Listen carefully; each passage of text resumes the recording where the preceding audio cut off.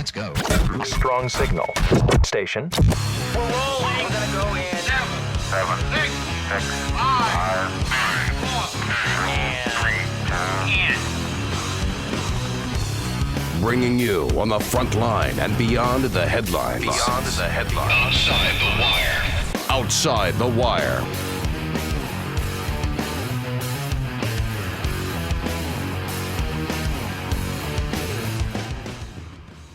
As a news source in the sports world, ESPN is second to none. Aside from reporting the scores, if there is any hint of controversy, any implication of social wrongdoing, ESPN will get to the bottom of it. For example, check out this brief clip from last Wednesday's ESPN First Take, where they are determined to get to the bottom of and demand accountability when it comes to intolerance in sports. Even for Tiger Woods, last year was a dominant one. The world's #1 finished strong. He won his last 2, 4 of his last 5, 7 tourneys overall. He took the year's final major at the PGA. He won the inaugural FedEx Cup and, shockingly, was named Tour Player of the Year for the 9th time. He makes his '08 debut starting tomorrow at the Buick Invitational at Torrey Pines, also the site of this year's U.S. Open come June. Golf commentator David Feherty, good enough to join us now to talk about golf's real season opener and some of the issues gripping the sport. Woods has spent the better part of the month in headlines after Kelly Tillman's comments on the Golf Channel, which he used the term lynch in reference to him. Woods forgave her, said he considers the issue closed. Some criticized him for not reacting more strongly. Why do you think ultimately he handled it the way he did? Well, because he has always acted that way. He's already passed a problem which for him didn't exist in the first place, and there's a tremendous dignity, and he earns a great deal of respect because of his stance on these kinds of things. I know Kelly very well, and I think the reaction to what she said was so swift that people, it was a knee-jerk reaction, and if they'd taken a step back and judged her by the content of her character, I think they would have seen that she's a good person with a good heart who made an honest mistake, a stupid mistake. And, I would be a little hypocritical myself if I were to, criticize her for saying something stupid, because I'm the king of that. I can't believe I've still got a job.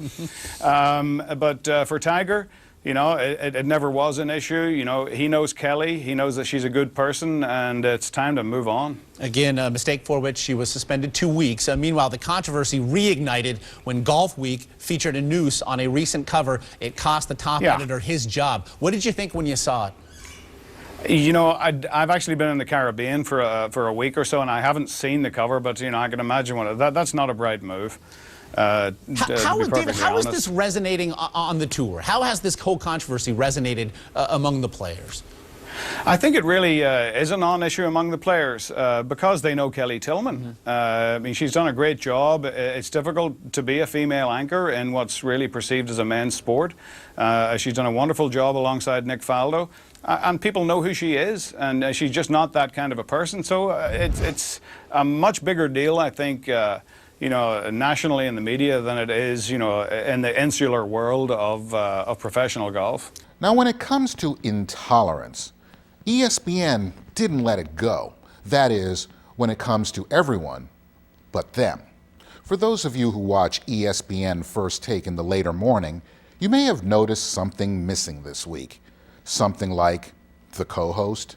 Dana Jacobson has been reportedly suspended for remarks she made at the January 12th roast of morning talksters Mike Golick and Mike Greenberg in Atlantic City. The press of AtlanticCity.com reports that Jacobson was so drunk and foul-mouthed that she was booed off the stage.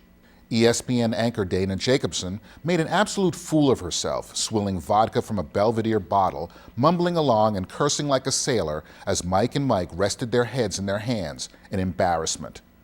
Comedian Eddie Griffin came to the podium to defend her after she was booed by the crowd. Ross eventually had to pull her off stage, too. Aside from her perpetuation of the foul-mouthed sailor thing, what could she have said that was so bad that she was booed off the stage and suspended by ESPN? According to a report by someone in attendance at the event, Dana Jacobson's rant included the following. Notre Dame. Touchdown Jesus. Jesus. Needless to say, Notre Dame was not amused. While we in no way condone Ms. Jacobson's comments, we're aware of the circumstances in which they occurred And in the interest of forgiveness, trust that she and ESPN will address the matter in an appropriate way. While not officially confirmed, Jacobson is reportedly serving a 1-week suspension. Her actions and comments were inappropriate, and we dealt with it. Liberals usually have to be dragged kicking and screaming to an acknowledgement of wrongdoing. That is, unless what he or she did was very public. And of course, in our intolerant, inclusive world, all Jacobson had to do, especially when you're a liberal, is say she's sorry in a statement. Too bad tears don't translate to print. I am sorry. My remarks about Notre Dame were foolish and insensitive. I respect all religions and did not mean anything derogatory by my poorly chosen words. I wonder what words she would have preferred using. I also deeply regret the embarrassment I've caused ESPN and Mike and Mike. My actions at the roast were inappropriate and in no way represent who I am. I won't make excuses for my behavior, but I do hope I can be forgiven for such a poor lack of judgment. Yeah, I know it was the vodka talking, but the Catholic League isn't quite ready to let it go. Then there is the matter of Jacobson's so-called apology. By far the most offensive thing she said, Jesus, isn't even addressed. It is obvious, then, that neither Jacobson nor ESPN is dealing with this matter in a professional way. To put this issue behind them, ESPN must deal with this issue quickly, publicly, and fairly, something it is yet to do. After all, most Christians are yet unaware of this event, but once they learn of it, they are sure to demand accountability.